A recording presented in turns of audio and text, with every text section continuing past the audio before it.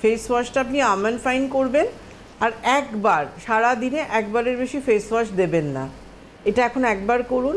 CTM মানে cleaning toning moisturising, এটা আপনার জন্য খুব প্রয়োজন। সেটা হচ্ছে ওশিয়া হার্বালসের টার্মারিক ক্লিন ক্লিনজিং লোশন। এটা মুখের মধ্যে লাগিয়ে ভিজে তুলো দিয়ে মুখটা ভালো করে পরিষ্কার করবেন।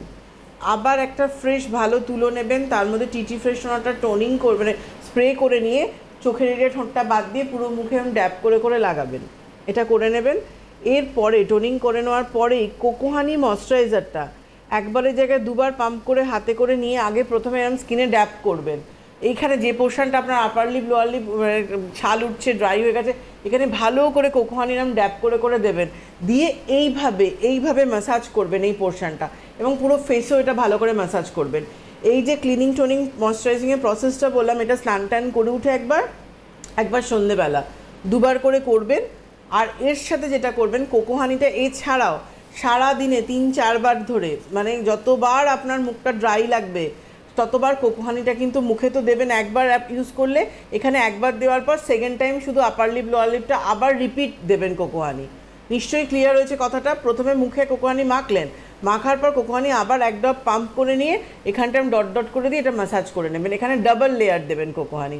এইটা করুন, 3-7 মধ্যে ঠিক হয়ে যাবে এই ড্রাইনেস যেটা হচ্ছে।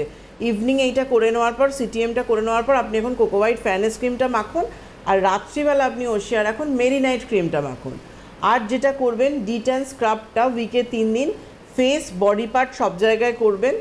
স্নান করার 15-20 মিনিট আগে radiance de-tan fairness body massage oil, এটা ট্যান রিমুভ করবে প্লাস হাইড্রেশন দেবে। ফেসে তো দেবেনই, আপার লিপ লোয়ার লিপটা ভালো করে অয়েলটা এরকম ড্যাপ করে দিয়ে ম্যাসাজ করবেন এবং বডি পার্টে করবেন। স্নান করতে যখন ঢুকছেন তখন ওশিয়া হার্বালসে ফাইটো ওয়াশের সিল্ক টাচ বডি ওয়াশ কিংবা ফাইটো ওয়াশের cream moisturising cream feel body wash, দুটো বডি ওয়াশই বলে রাখলাম, যেটা পসিবল হবে সেটা দিয়ে ক্লিন করে নেবেন।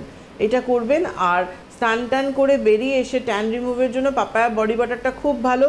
যদি এসিতে শোন তাহলে পাপায়া বডি বাটারটা অ্যাপ্লাই করবেন, যদি এসিতে না শোন তাহলে বডি লোশন শেয়ার সফটের ফেয়ারনেসটা করবেন। কেন রাত্রে যদি এসিতে না শোন দরদর করে ঘামবেন, বডি লোশনটা সেই পরিমাণ ঘামটা হয় না, কারণ বডি লোশনটা অনেকটা লাইট ওয়েটের হয়, লোশন ফর্ম যেটা অ্যাবজর্ব হয়ে যাচ্ছে। এইটা করুন, এবং আপনাকে এই মুহূর্তে আমি ফেসের কোনো প্যাক দিলাম না, ওই ড্রাইনেসটা কাটলে আমাকে অবশ্যই আবার কল করবেন।